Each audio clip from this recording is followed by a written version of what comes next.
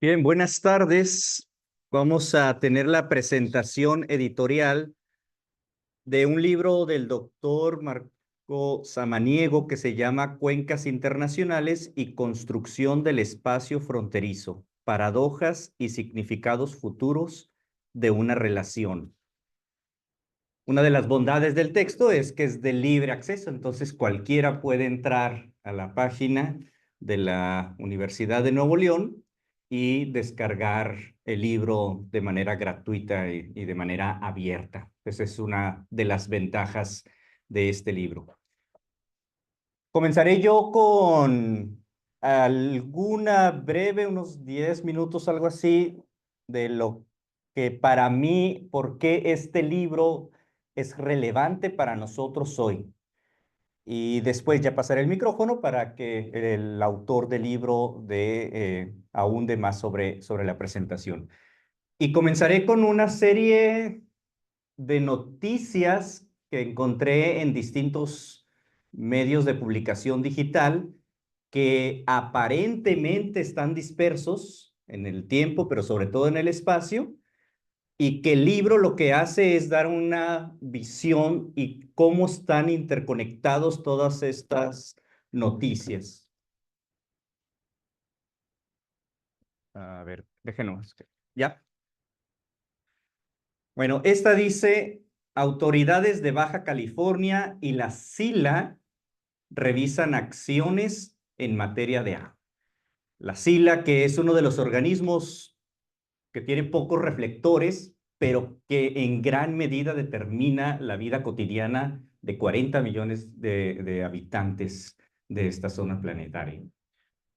Esta semana podrían definir el recorte de cuota de agua a Baja California para 2025. Bueno, aquí hay varios visitantes, pero los que somos de Baja California sabemos que esto de los tandeos también es parte de nuestra vida cotidiana, de que nos van cortando o disminuyendo el agua que nos toca a nosotros. Este no se nota bien, pero dice, la sequía amenaza la existencia de los Cucapá, pueblo originario de México, solo quedan de 800 a 20. Es ¿cómo tiene que ver un río con la existencia de un pueblo originario de Baja California? Este está en inglés, pero habla de que las tribus, así le llaman, están alcanzando nuevos acuerdos con acceso al agua al río Colorado, que es algo de lo que menciona el doctor Samaniego. Esto a lo mejor se nota un poquito más. En 2022 vuelve a correr agua por el delta del río Colorado como estrategia para atenuar el impacto del cambio climático.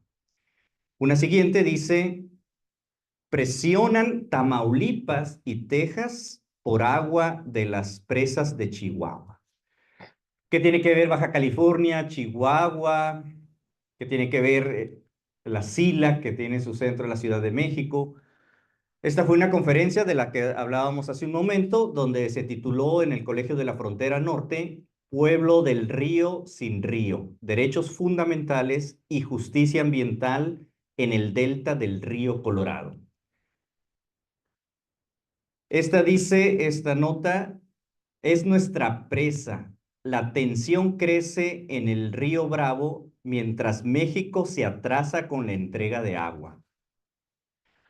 Esta de los Angeles Times, el cambio climático reduce la nieve acumulada en muchos lugares, dice estudio.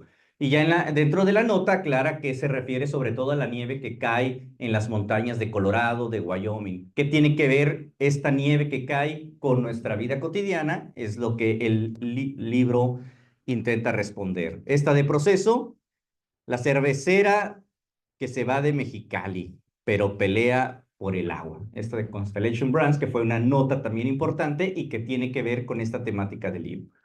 Y finalmente, una última nota que dice Arizona, Nevada y México perderán en 2025 la misma cantidad de agua del río Colorado que en 2024. Bueno, todos estos notas que aparentemente no tienen relación, unas están en Chihuahua, otras están en Texas, otras están en Colorado, otras están es lo que el doctor Samaniego engloba dentro que él llama el espacio fronterizo.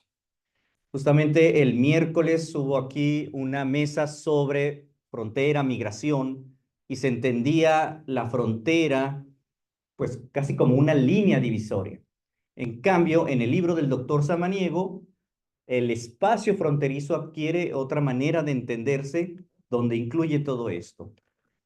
Por eso yo le puse que el espacio fronterizo es más que una línea. No se puede reducir. La línea está ahí y determina gran parte, pero no se puede reducir a esta línea. Por ejemplo, ¿qué tiene que ver una montaña en Colorado con una montaña en la Tarahumara? Tiene que ver con los ribereños superiores.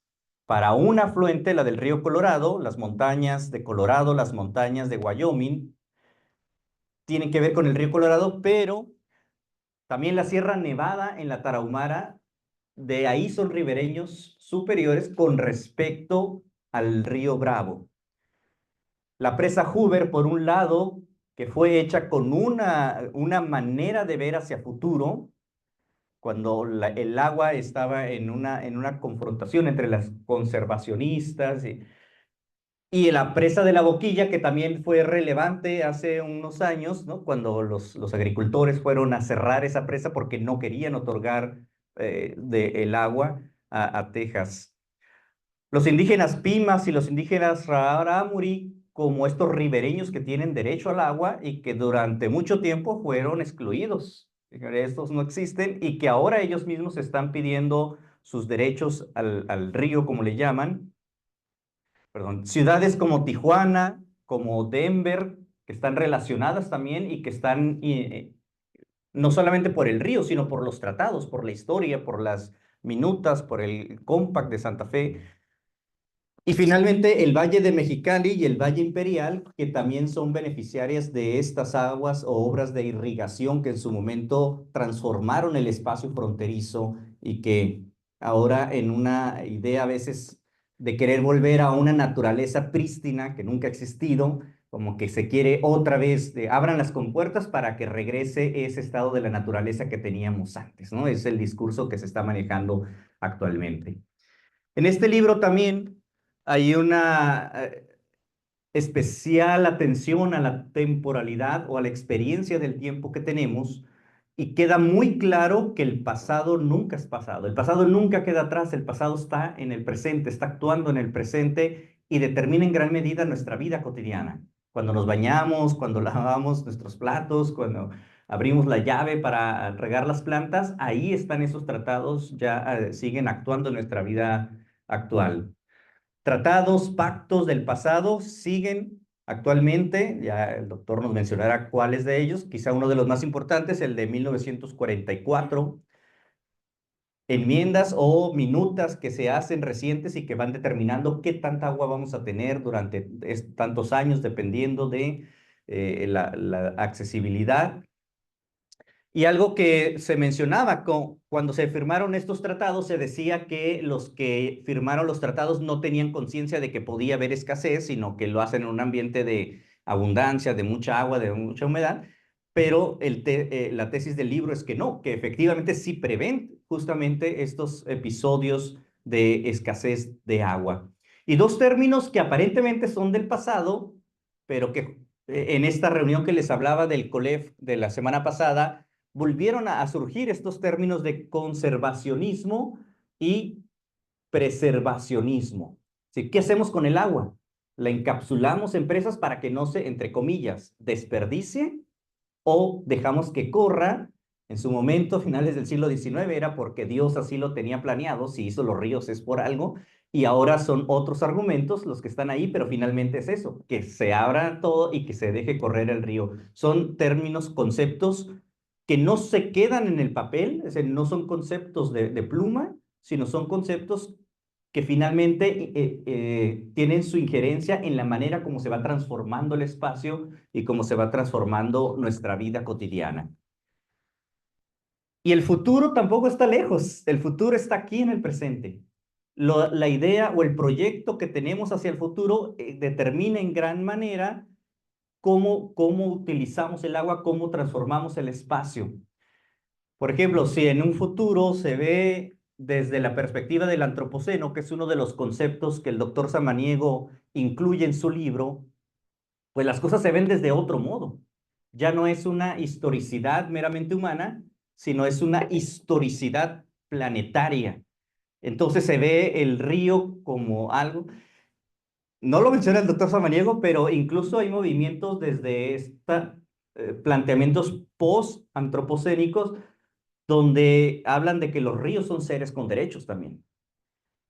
Y el cambio climático, que definitivamente es un discurso que ha llegado, que se ha quedado y que pide que se transforme nuevamente el espacio fronterizo, que se abran, y donde entran en escena otros actores, como la nutria, por ejemplo, del río Colorado, donde también ellos tienen derecho al río. No solamente los seres humanos, sino otros agentes, otros seres también tienen su derecho al agua y tienen su derecho a habitar el espacio. Entonces, es un libro que no se ciñe a un espacio focalizado y no se ciñe a una temporalidad acotada, sino que es algo que se agradece al autor, que abre la esfera a lo planetario, tanto en tiempo como en espacio. ¿Cuál es entonces la pertinencia del libro? Pues la pertinencia es que por lo menos 40 millones de personas dependen de las aguas de las cuencas internacionales. Y dependen de esas cuencas internacionales en la vida cotidiana, como abrir la llave, como migrantes que cruzan un río, como la ciudad de Los Ángeles, que es iluminada por una hidroeléctrica, y la hidroeléctrica tuvo también en su momento su razón de ser, con un enfoque socialista de llevar electricidad a todas las personas, incluso a las de escasos recursos, con los platos o que lavamos, todo eso tiene que ver, o con las obras de irrigación de Mexicali, por ejemplo, que en el temblor del 2010, justamente los tratados vuelven a entrar en vigor para ver quién va a componerlos, quién va a arreglarlos, quién. Todo esto está interconectado desde la perspectiva de este libro. Con la transformación de espacios también, hablábamos de esta idea y una de las lecturas que nos recomendó también el doctor Rogelio, de esta idea casi hasta romántica, ¿no? Hay que regresar a una naturaleza prístina como estaba antes de que el ser humano la tocara, como si eso fuera posible. Entonces, hay dos fotografías del delta del Colorado. Los que lo imaginan el delta como un desierto, y yo lo pongo entre signos de interrogación, porque justamente el doctor dice, ¿realmente es un desierto? Hace mucho calor, sí, sin duda hace calor, pero eso lo convierte en un desierto, y quienes creen que, y según la versión de los viajeros, pues era como un bosque, ¿no? Entonces, ¿es posible regresar a eso? Todo eso se responde desde el libro. Y finalmente, tiene que ver con relaciones internacionales. Esta es una frase literal que tomé del libro. Integración se entiende como condependencia, negociación, y desde este ángulo aplicarlo a las cuentas internacionales. Entonces hay un río que además la hace de frontera natural y que tiene estas implicaciones, y donde el doctor Pedro también lo mencionaba el miércoles, ¿no? A veces la idea es que son regiones gemelas o que son ciudades, cuando en realidad sí hay una simetría, pero eso no quiere decir que no haya capacidad de negociación también por parte de México. Bueno, para mí entonces esa sería como la relevancia que tiene el libro para nosotros hoy, pero ahora paso el micrófono al doctor Samaniego para que ahonde más sobre su texto. Este. Ahí tengo que. Ajá, es para la transmisión. Ok. Muy bien. Bueno, lo voy a tener aquí en la. Ujú. No, voy a dejar ese ahí. Eh, ¿Por qué este libro? ¿Por qué 3 capítulos? Como suceden muchas cosas en la vida, pues existe lo contingente. Si no, no estudiáramos historia y agarraríamos la Biblia o la Ilíada y de ahí seguiríamos y ya, ¿no? Porque al estar trabajando a los anarquistas, me di cuenta que nadie conocía a los anarquistas. Todo el mundo hablaba de un tal Ricardo Flores Magón, que no existe, por supuesto. Y yo decía, no, pues si esos son anarquistas, ¿por qué no les hablan anarquistas? Entonces me di cuenta que para poder cumplir con los reglamentos del SNI y los internos y todas estas cosas que tenemos que cumplir, pues tenía que ir escribiendo a la limón los temas que ya conocía del agua y temas que tenía en referencia a los anarquistas, ¿no?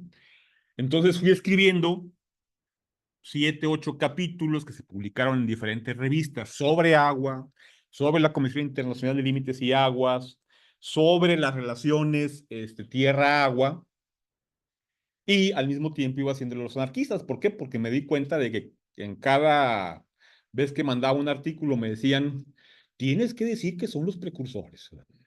Tienes que decir que Ricardo Flores Magón escribió el programa del Partido Liberal Mexicano, que no lo escribió, ahí te puse la nota, ahí te puse el... Entonces fui articulándolo, pensando, dije yo, cómo cumplo con los indicadores y hago lo que sale de Regeneración.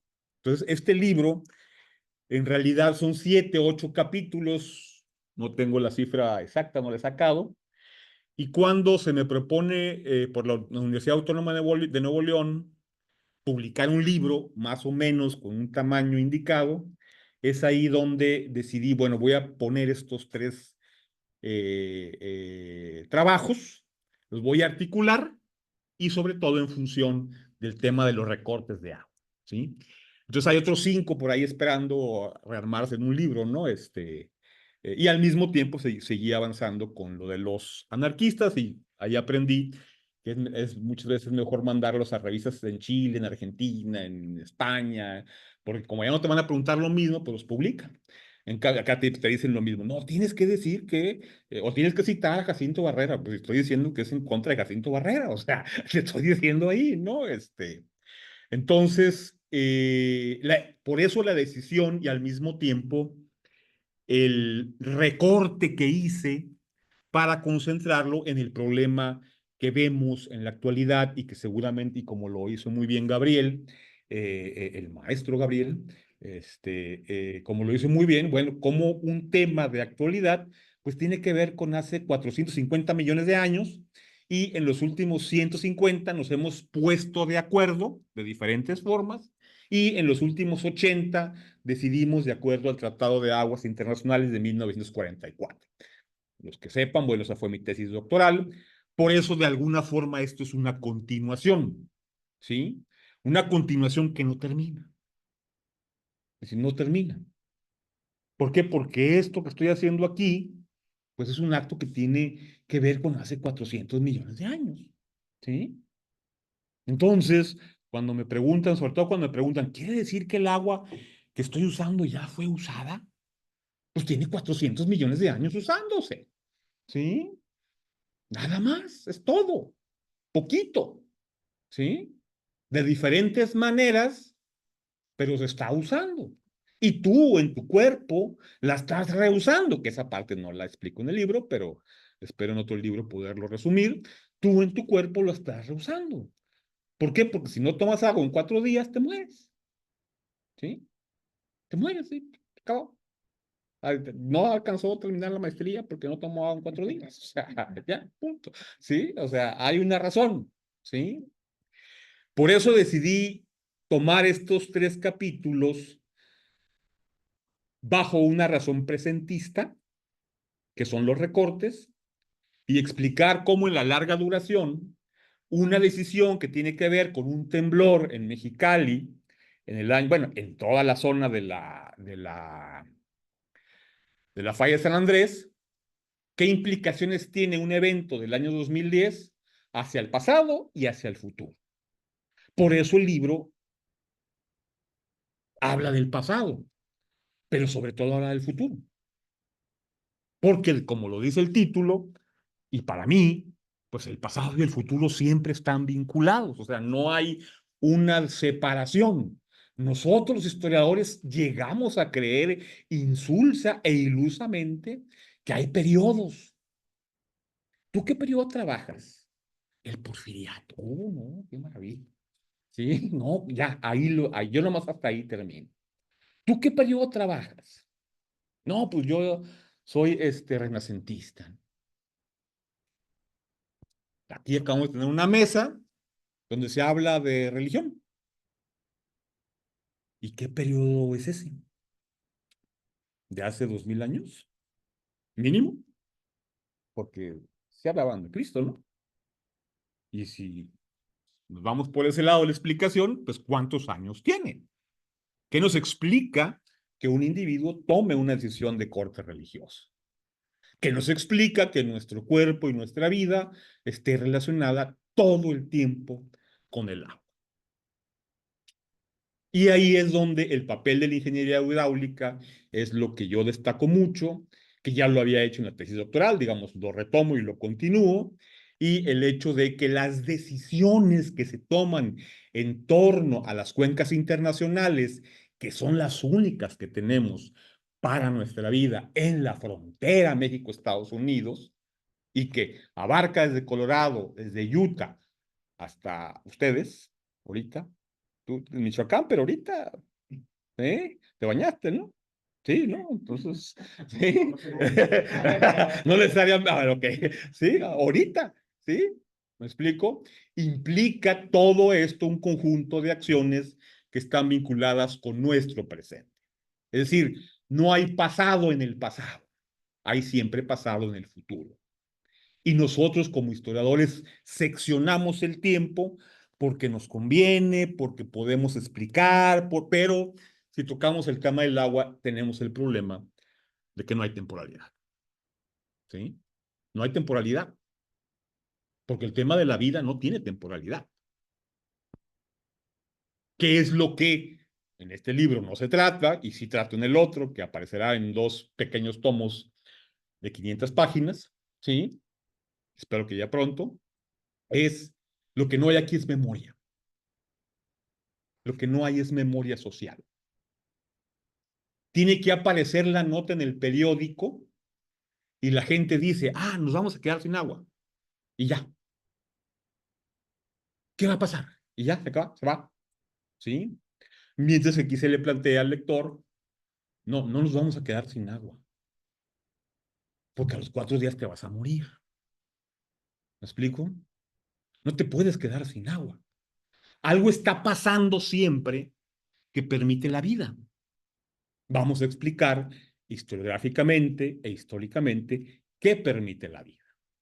Y aquí en este libro yo pretendo explicarlo en 3 capítulos. Hay otros más que tocan la institución, que tocan otros aspectos, sí, pero que decidí sintetizar con respecto a una publicación que como toda cumple en un formato y que trata de explicar un proceso en el cual todos estamos inmiscuidos. Podemos saberlo o no, es decir, puede haber memoria social o no. Por eso el título lo que pretende es decirle al posible lector, no estás fuera de este contexto, estás en este contexto. Tu vida misma está en ese contexto, ¿sí? Y no es un tema de, a ver, me quiero enterar qué pasa con el agua.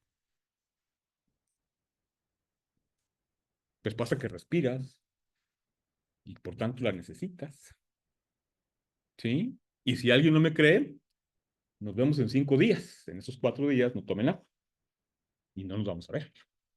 Yo no voy a hacer el cáliz, yo no voy a intentarlo, ¿sí? Me queda muy claro y yo les creo a los biólogos.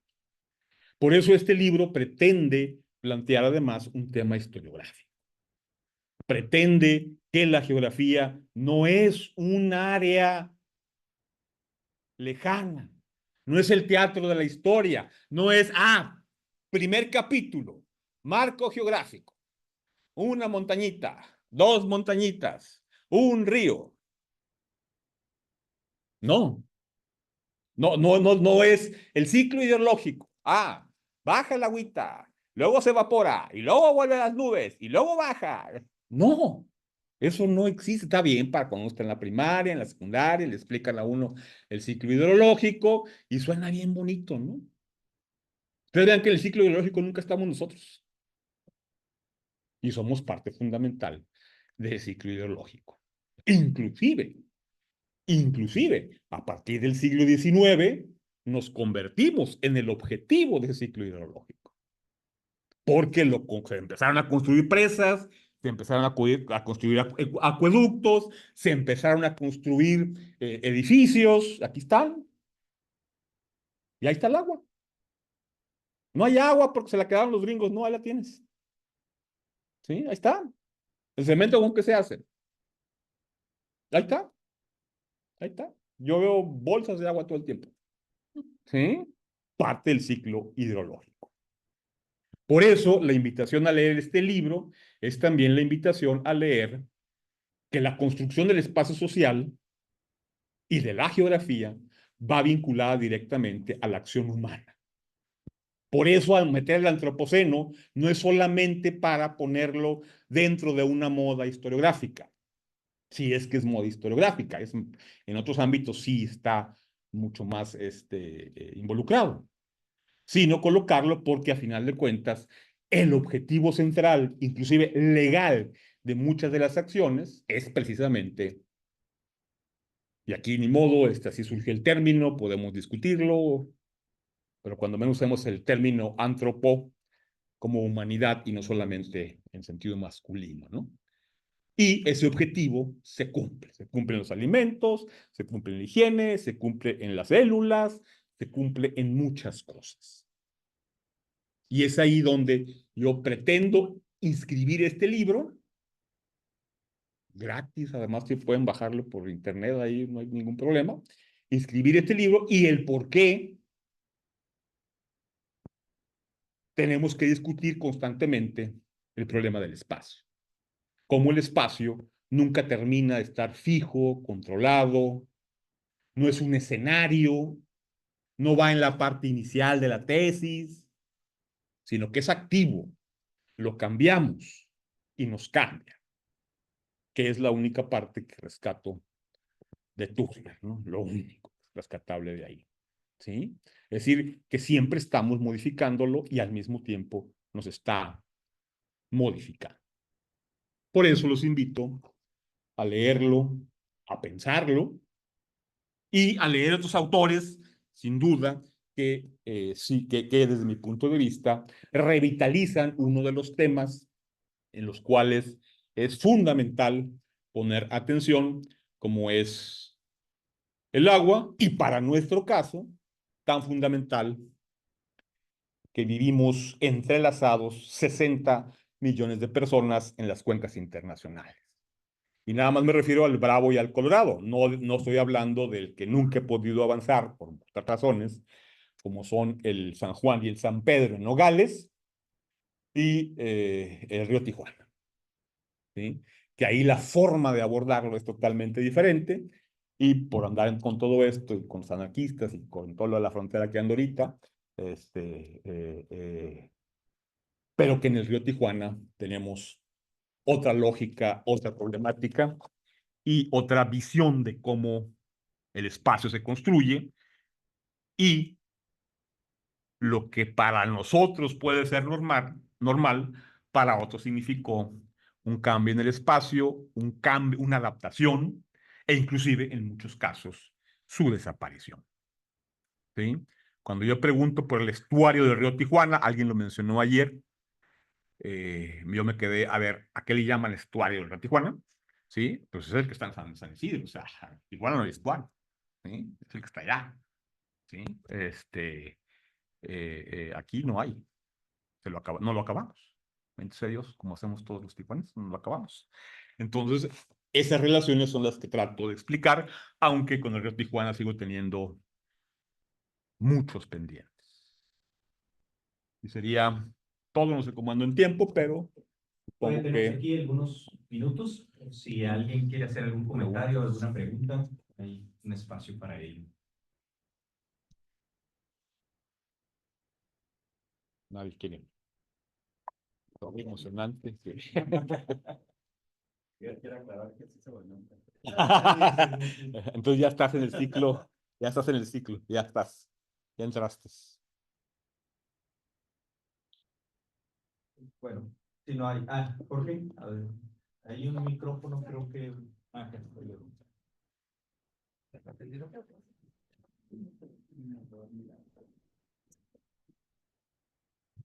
Hola, buenas tardes, doctor, y gracias por la presentación del texto. La pregunta, pues sí, en realidad tiene más que ver con lo que acaba de mencionar sobre el río Tijuana, y sobre su lectura, ¿no? Especialmente a esta nueva problemática, pensando en el título del texto, que es sobre todo la construcción del espacio fronterizo.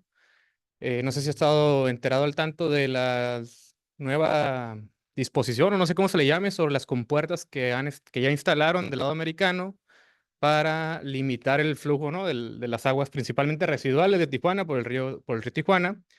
Por ejemplo, allí es una asignatura pendiente, evidentemente, yo sé que conecta el presente, el pasado y el futuro. ¿Cómo observa o cuál es su lectura de esta nueva situación para la construcción o la organización, o qué consecuencias podría llegar a tener para este espacio fronterizo, ¿no? Evidentemente, por cuestiones ambientales y todo lo demás, o sea, en ese Si sentido. Bueno, si tú ensucias tu cocina, límpiala. Si quieres volver a hacer de comer, tienes que lavar los platos, limpiar la estufa. Yo fui parte 2 años y medio de esa cosa que llaman siempre, que nunca nos pelan, ¿no? Del sector académico de la Comisión Internacional de Límites y Aguas, ¿no? Entonces ahí me enteré parte del funcionamiento y me hubiera gustado que me hubieran seguido invitando, pero quién sabe por qué ya no me invitaron, ¿no? Ya en el acta 328 se hizo un planteamiento que tenía muchos años, pero bueno, los gringos dieron el billete. Y por eso se hicieron las obras que están anunciándose ahorita, sobre todo con San Antonio del Mar, que es la que aventaba materia orgánica al mar, y con todos los problemas de contaminación que eso significa. Mi respuesta es muy sencilla. Si nosotros ensuciamos la cocina, tenemos que limpiarla. El mensaje es, ensuciaron su cocina, limpienla ustedes. ¿Me explico? ¿Dónde ensuciamos la cocina nosotros? Bueno, en los parques industriales, ¿sí? Que obtienen permiso para desechar los materiales como el arsénico, el cadmio, el molibdeno, al río Tijuana. Y me quedo corto, o sea, puedo hacer la lista así como de, sí, nada más que ahorita, sí. Si tú en todo, vénganse con la inversión, ok, ahí te va.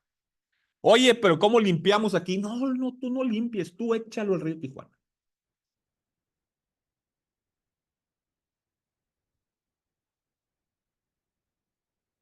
¿Me explico?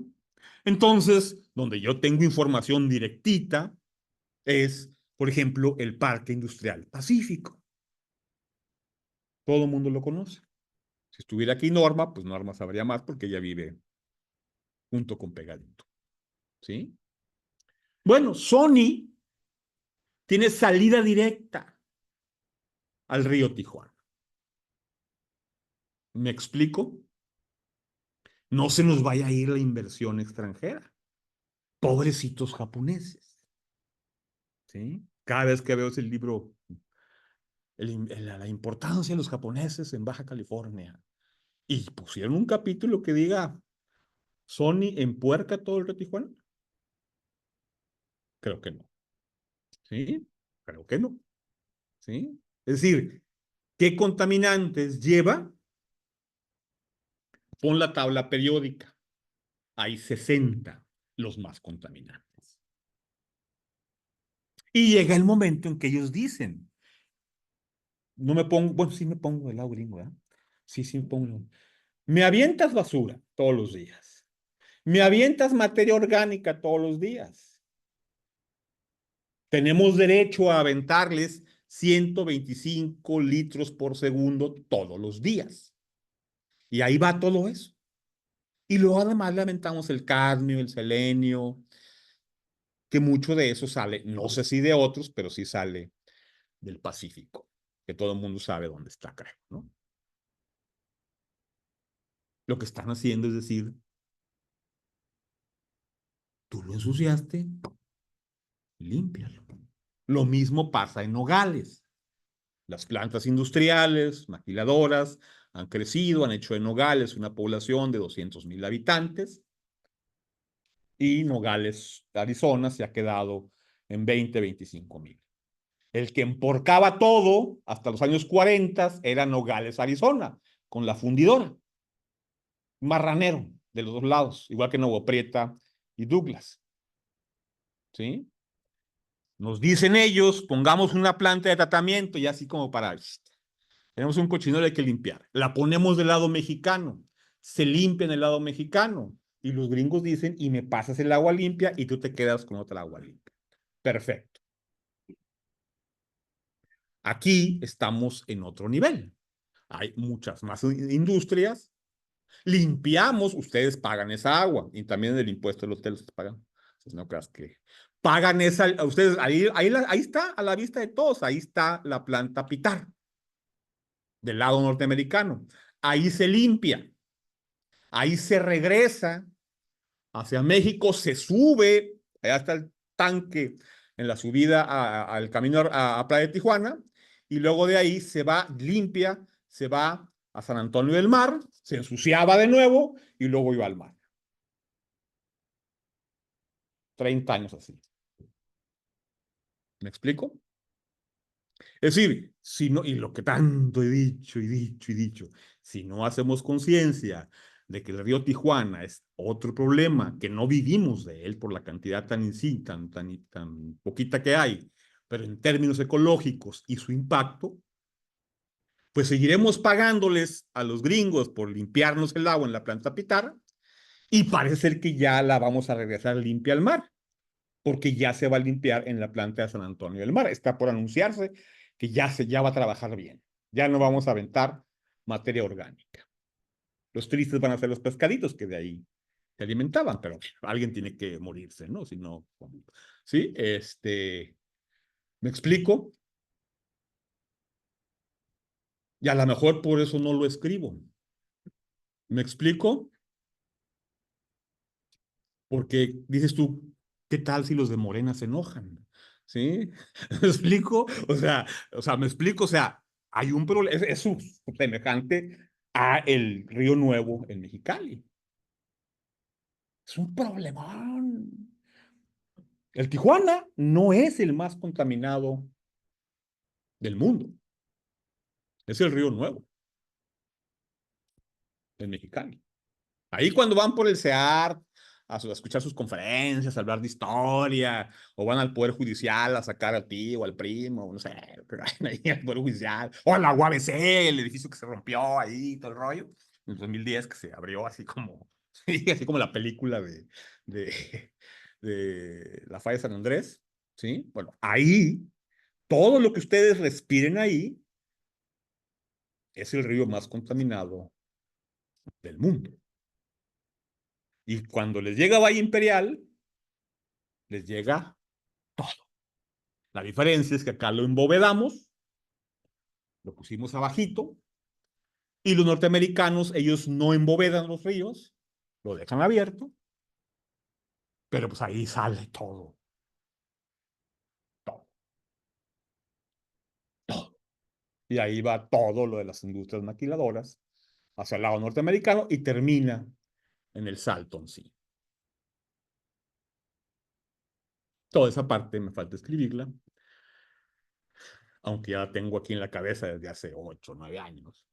Pero bueno, no se puede hacer todo al mismo tiempo. Afortunadamente ya en la UAC tenemos el Centro Universitario del Agua, que lo preside Jorge Ramírez, yo lo propuse y él lo preside, pero esperemos que empecemos a trabajar los temas de presente en los cuales no puedes desligarlos del pasado.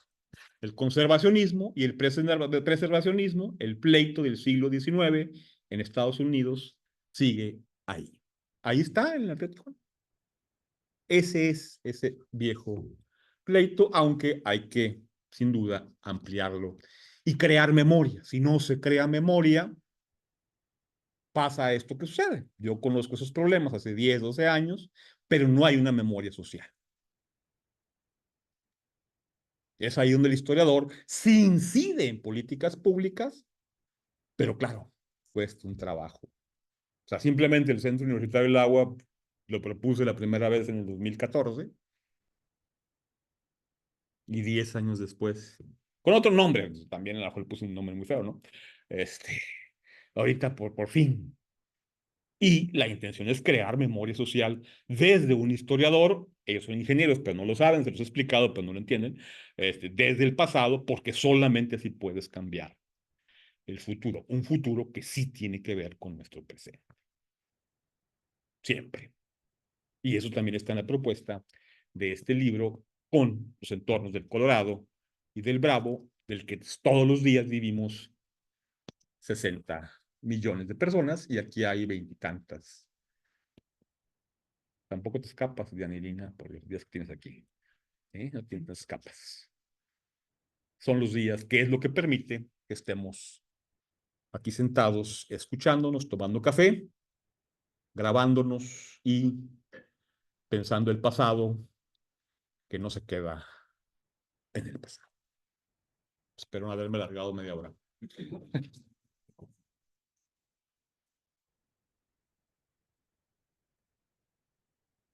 Voy a aprovechar, ya que eh, estamos tratando el tema. Evidentemente no he leído el libro, pero Muy mal hecho, me entiendo, llamo Miguel de Alicante. pero entiendo por las conversaciones que hemos tenido, pues la inquietud para hacer un trabajo de este tipo. Y bueno, el texto habla de cuencas internacionales y estamos escuchando una propuesta. Y me pregunté si esa propuesta, no solamente de interpretación del fenómeno, sino de qué hacer hacia un futuro al menos cercano, si esas propuestas podrían aplicarse o ser útiles para otro tipo de cuencas en México, no internacionales, porque, bueno, entiendo cuando vengo a Tijuana o voy a otros lugares del norte como Nuevo León, que hay un problema que a veces pareciera que no hay agua y hay una serie de problemáticas, pero yo vengo de una ciudad, hoy, bueno, toda esta semana Morelia está bajo el agua, de hecho hay el riesgo de que se inunde parte de la ciudad porque van a desfogar una presa, y ahí aparentemente, digo aparentemente porque hay agua, pero los mismos fenómenos del tandeo, de que hay zonas de la ciudad en que no hay agua, la cruzan dos ríos nauseabundos. Es decir, incluso en los lugares de México donde supuestamente sí hay agua, el problema para los seres humanos es similar al que ocurre acá. Pareciera que no es un problema de que exista o no agua en el medio, sino pues las posibilidades de acceder a agua potable para las poblaciones. Sí, sí, de hecho yo intenté, estando en el Estado de México, tratar la cuenca del Lerma Chapala, que tiene mucho que ver con Michoacán, obviamente, aunque ahorita no me acuerdo por todos los afluentes, ¿no? Sí hubo propuesta, sí lo intentaron, hubo proyecto con la CID, yo no estuve ahí, pero se pelearon. Es decir, el tema era si a la cuenca valía la pena estudiarla como cuenca. Yo, por supuesto, digo, es que a la cuenca la tienes que estudiar como cuenca. ¿Sí? Evidentemente no me preguntaron, yo hubiera dicho, pues claro, ¿sí? No puedes no contarla como cuenca. Ahí, como son demasiados estados los vinculados, ponerse de acuerdo fue el problema. A mí me propusieron en el 2012, inclusive me dijeron, ¿y te quedarías acá en la Ciudad de México? Me lo propusieron precisamente en esa cuenca. Yo debo confesar que dije, pues sí, sí me interesa por el tipo de problema que es, pero no se concretó nada, y bueno, no se quedó ahí, ¿no? Pero sí, la respuesta es sí, se tiene que trabajar, y la respuesta también es la respuesta que yo aprendí en el postdoctorado, en el Centro Interamericano sobre Recursos del Agua de la Universidad del Estado de México, Autónoma del Estado de México, es que mucho del problema del agua no es el agua, son los gestores del agua. Es decir, mucho del problema del agua es el problema humano. Entonces yo estaba en el postdoc y también estaba en el colegio al mismo tiempo con otro, ahí estaba con los anarquistas, y estaba tomando cursos de administración. Entonces decía, pues si aquí nomás cruzo aquí, ni siquiera la calle, y aquí puedo tomar cursos de administración. Entonces yo estaba sacado de onda al principio, decía, bueno, yo vine con biólogos, con oceanólogos, a aprender del agua. La conclusión de todos ellos era, y sigue siendo, porque está en contacto con algunos a través de algunas redes, es el problema del agua siempre es que los gestores y los administradores, y por supuesto el poder, termina creando el problema del agua. Y el caso de Toluca es simbólico, ¿no? O sea, simbólico. O sea, en el de Morelia, la verdad es que no tengo, pero Toluca, dices tú, ¿cómo puede haber aquí problemas de agua? Y tienen un problemón de agua y tiene que ver con el poder y el ejercicio del poder. En aquel momento, el cacique era del PRI. En este momento supongo que no. O a lo mejor se volvió, no voy a decir el nombre, pero a lo mejor se volvió y sigue siendo un individuo. El problema era el individuo que controlaba y que se le daba el acceso. Y me refiero nada más a Toluca, porque había otros problemas diferentes en los otros pueblos, ¿no? Entonces ahí era el problema de quien administraba el agua. Yo creo que aquí en Tijuana tenemos el problema de quien no administra el río Tijuana. Y si le echan todos los contaminantes de la capital mundial de la televisión, quién sabe si lo seamos, pero bueno, ahí van todos los contaminantes y todo lo que mandamos para los puntas de cohete y todo lo que mandamos a... Todo eso provoca, entonces sí es un problema serio, grave y se está atendiendo una parte. Sí se está atendiendo una parte, pero no sé si la más importante. Tal vez por eso no he escrito esos 3, 4 artículos que hacen un librito que se puede llamar Cómo no hacer nada y respirar. Cadmio, arsénico y todo lo que respiramos diario. Y pues todo cuando nos acercamos a la zona río, yo vivo pegado a 30 metros del río. Afortunadamente en esa parte no está la entrada del Pacífico, está hasta más enfrente. Pero pues yo digo, ahí los que están enfrente, pues les mando saludos, ¿no? Y los que viven ahí, que son como 1,200, ahí viven, adentro del río. Bueno, pues imagínense cómo está el agua que tocan. No se vayan a bañar ahí. No es el lugar más adecuado. Pues muchas gracias. Quiero agradecer a Gabriel, hizo una presentación mucho más que excepcional, y se lo agradezco realmente. Bueno, voy a entregar la constancia al doctor Marco Antonio Samaniego por la presentación de su libro Cuencas Internacionales y la construcción del espacio fronterizo, paradojas y significados futuros de una relación. Que además el libro está ahí en la Universidad Autónoma de Nuevo León, en la página Norte Estudios, y ahí se puede bajar directamente. Muchas gracias. Voy a volver a poner mi página de Facebook, ahí lo pueden también bajar, es gratis, y no se va la vida. A ver, doctor. Nos preparamos ahorita también para la conferencia magistral, también para la conclusión del jornada. Acompáñanos. Tierra, acompáñanos. Ahí está,